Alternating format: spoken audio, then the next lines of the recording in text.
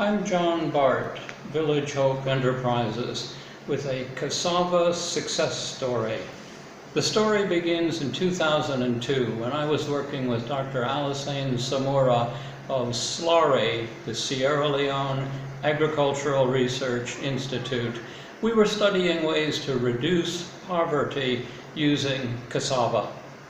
I'm a research scientist, PhD in biology and statistics, and we used modern methods to study every part of the Gari value chain. And within a year, we had reached two important conclusions. Everybody knows that people all over the country make Gari, but we showed that as long as traditional methods are used, those people are not going to be able to escape poverty.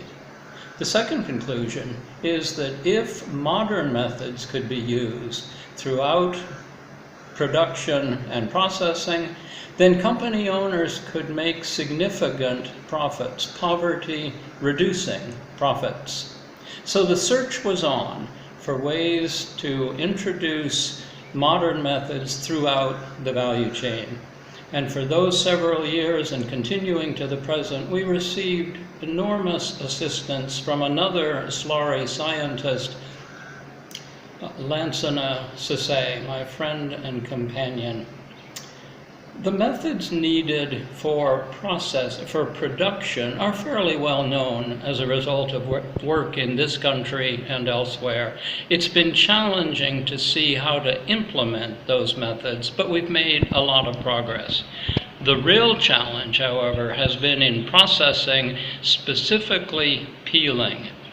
If we use manual peeling to process tubers, we cannot make a reasonable profit. So we looked all over the country for good processing equipment. We even went as far as Nigeria, a world leader in cassava. We bought some equipment there, we had it shipped here at high expense, and it was a complete failure. So those were discouraging times. But then one day I went to Finic Enterprises. It was like walking into a modern engineering shop in the United States. Talented, industrious people producing all sorts of interesting equipment.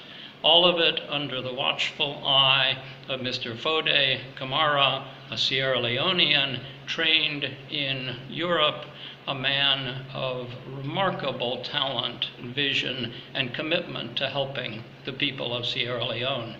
And Mr. Camara said, we can make you a peeler. In fact, we already have a prototype.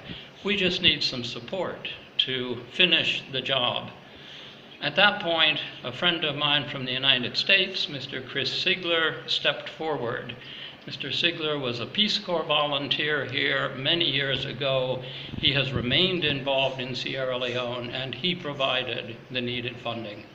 So Mr. Camara and his staff started working, and they worked, and they worked, and they changed this, and they added that, and they modified this other thing.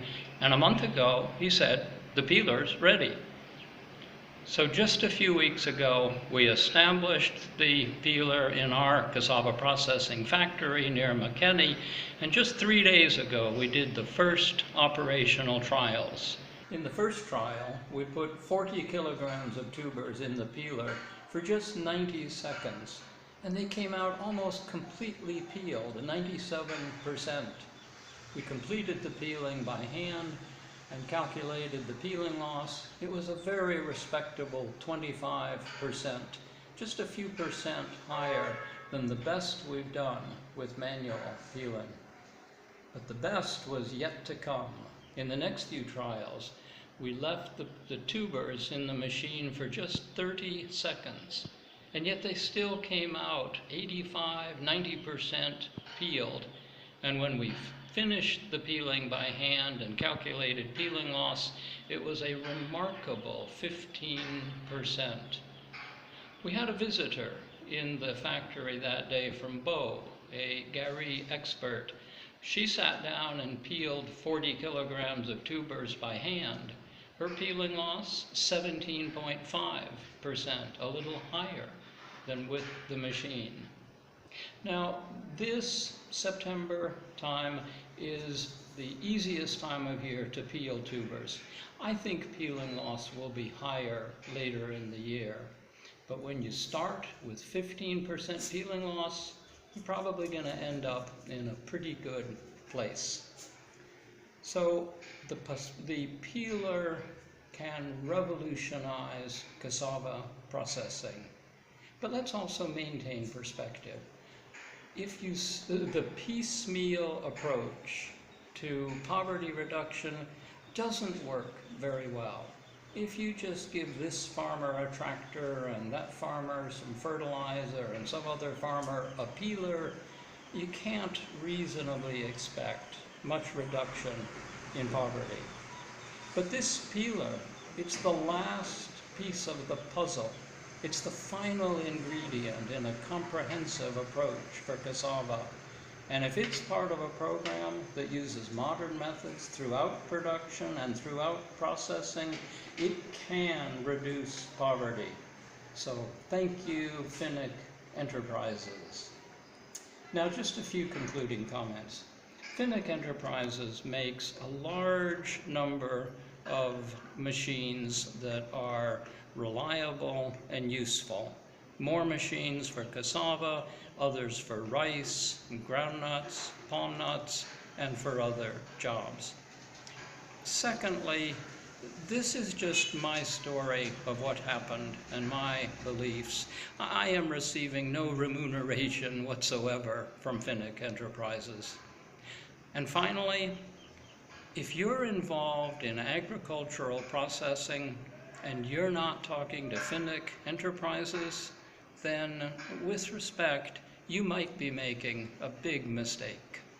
This is John Bart, Village Hope Enterprises.